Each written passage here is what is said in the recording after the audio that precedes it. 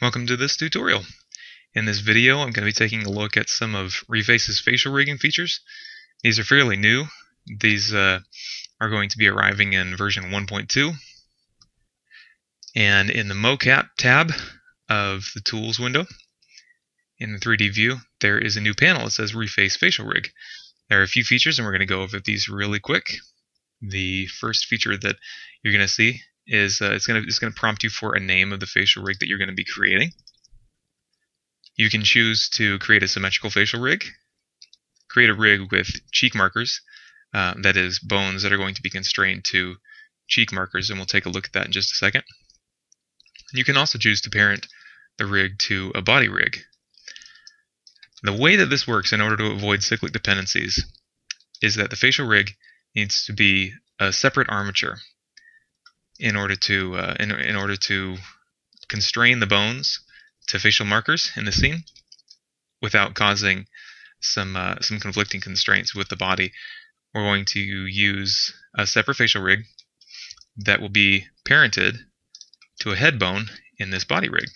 You can see here I've got a character with some pretty preliminary rigging. This is a pretty simple rig with just a neck control, a head control, some pretty simple weight painting on this guy, and let's see this. Go ahead and hide that. The mouth and the eye geometry is all simply parented right now. It's not being deformed, and you can also see that there are no jaw controls or eye controls that these things are parented to. So it's a pretty simple setup. Oop. Okay, that's some mocap data in the background there.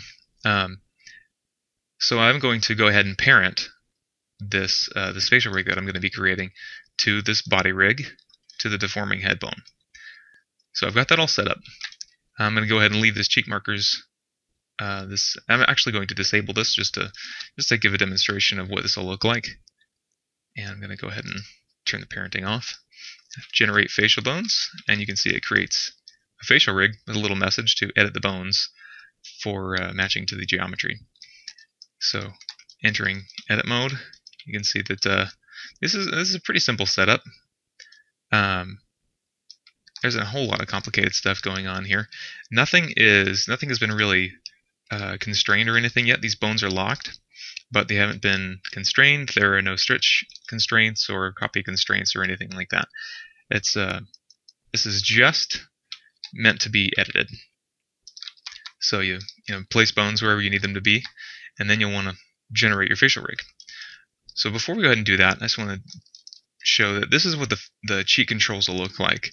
There's a deforming bone in each section of what is essentially the zygomaticus, and these are stretching down here, and this is all automated. So whenever the corner of the mouth moves, it'll move some of these bones, and when this nose control moves, it'll move the nasalis bone here. Actually, that's another zygomaticus bone, but you can see that this is pretty fairly simple setup, and there's going to be some automation of the cheek muscles going on here. So we're going to go ahead and delete this rig, and now I'll turn the cheek markers back on. Go ahead and parent to the body rig, and I'll bring this guy back up. Now you can see when I do this that since I've got the parenting going on, it's going to actually use that information to create the facial rig. So unhiding some of these bones, you can see that the deforming head bone here, I'll go ahead and hide this control bone. The deforming head bone is located, well, not that one, is located right here. So let's go ahead and take a look at what happens when I create this facial rig. You can see that its origin is created at the base of that bone. This way, when I start to rotate things around, now it's not parented yet, but when I start to rotate things around, the facial rig is going to be rotating right around the same point as the head bone. This is pretty important for keeping things organized and for making keeping the deformations looking good. So we're going to go ahead and edit this facial rig, and you can also see that when I leave the cheek markers option on, it creates some facial bones on the upper cheeks and the cheekbones. Then these can be constrained to markers. So that's what I'm going to be doing, and we'll take a look at that in just a little bit. So I'm going to go ahead and scale this guy down, and I'm going to speed up the video while I do some editing here.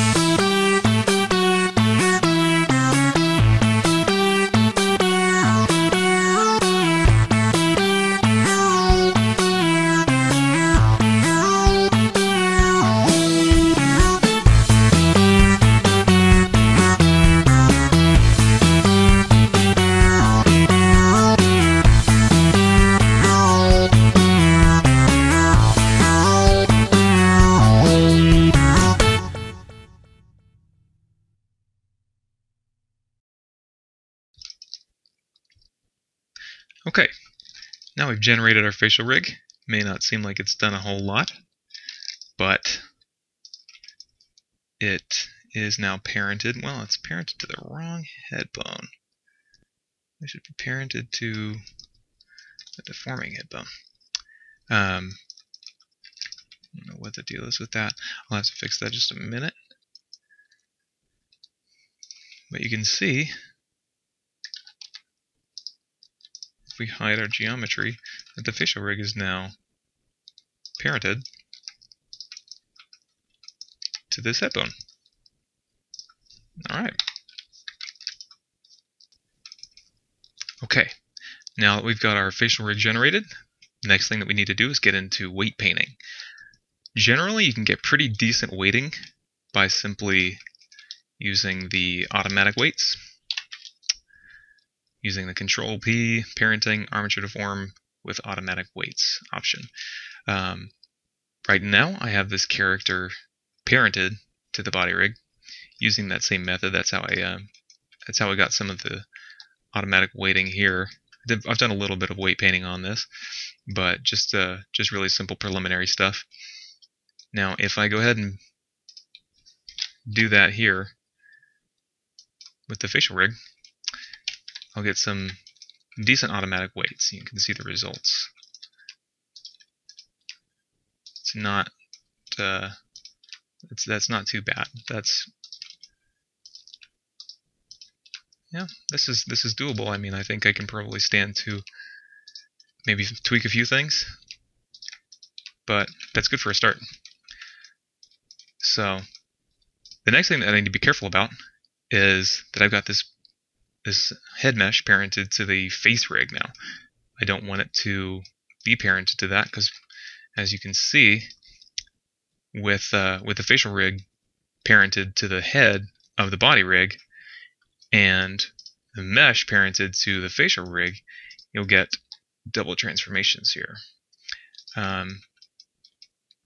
So what I'm going to go ahead and do is parent this guy back just using object parenting. And now you can see we're getting some issues with the deformations. The reason for that is that my weights have been normalized. I had some decent weighting on the chest, neck, and head body bones here, but you can see that those aren't working correctly anymore. The reason is, again, that those have been normalized, and I'm going to need to go ahead and edit those weights again. So I'm kind of spinning around this guy a little quickly. We'll just go ahead and get to work on that. Show you what I'm talking about. Now, this is what the head vertex group looks like now. I didn't have it this way initially. I had all of, I'm going to go ahead and set the weight down to 0 because I'm just going to, I'm on blur brush. I'm just going to go ahead and undo all this weighting.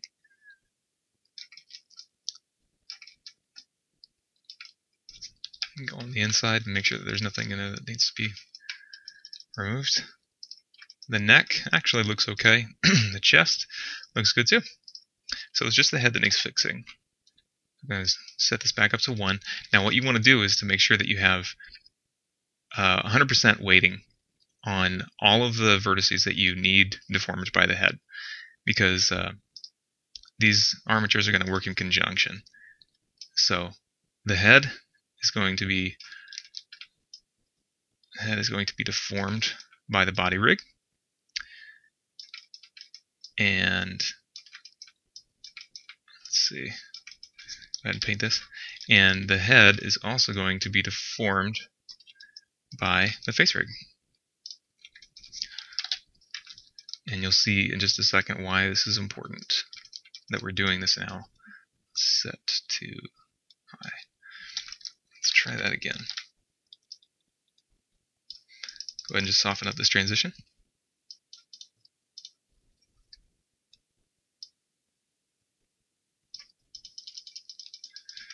Okay, that's looking decent.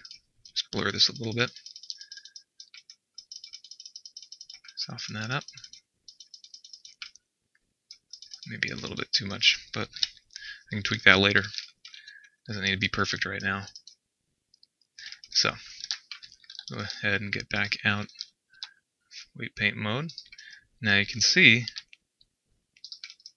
that this is working nicely again. Yeah, the rigs they're playing nicely. Still getting some decent deformations in the facial rig. And everything is controlled by the body rig now. So if I move the head around,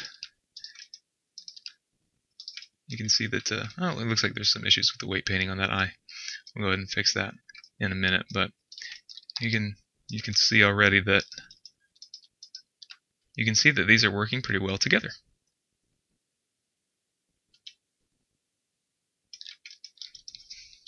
What we'll do next is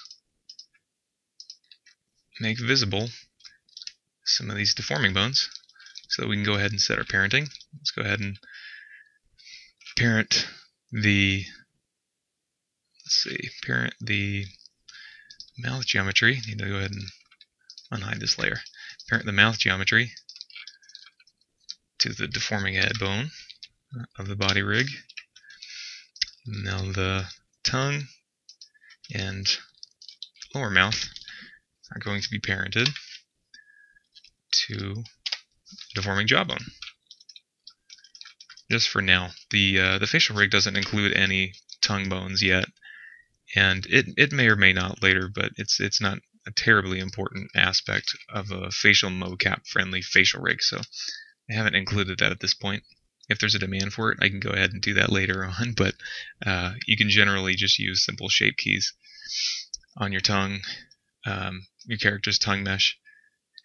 So with that done, we can see that if we go ahead and move the jaw, that's moving with it. And if we move the head around, everything else is moving nicely.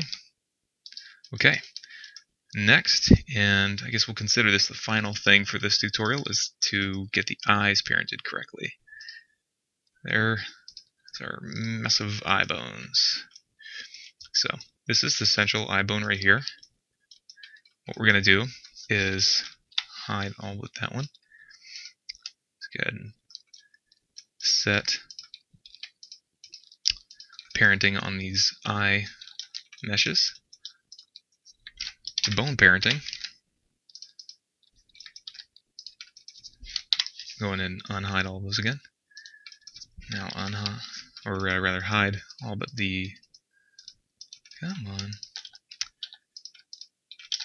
all but the right eye bone. Bone parenting again. And what you can see is that if we move the eye target around, those eyes are following with it. We also get some, let's see if I can zoom in on this. We also get some fleshy eye movement.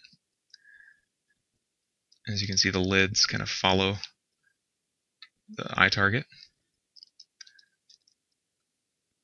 We can stand to do some more weight painting right there, but we can fix that later on. I can't worry about that right now because this tutorial is going to get a little bit long anyway. But I think that I wanted to show something else, and that was I wanted to draw attention to one quick fact. When you're setting up your bone placement, you want to make sure that the placement of let's see if I can select these guys. The placement of these bones, the roots of these bones, needs to be right at the origin of your eye geometry. So you can see that if I go ahead and set the cursor to the eye geometry, it stays in the same place. That's because I've set, using some cursor snapping, I've set the eye bones to be centered directly at the eye geometry. That way, when these are rotating around, I'm going to go ahead and turn on the back on the target. But when these are rotating around, they're rotating around exactly the same point, and you don't get any odd rotations. So right now that's looking pretty good. I'm liking the way that's looking. So we're going to call that a day for this tutorial, and I hope you've learned something about rigging with Reface.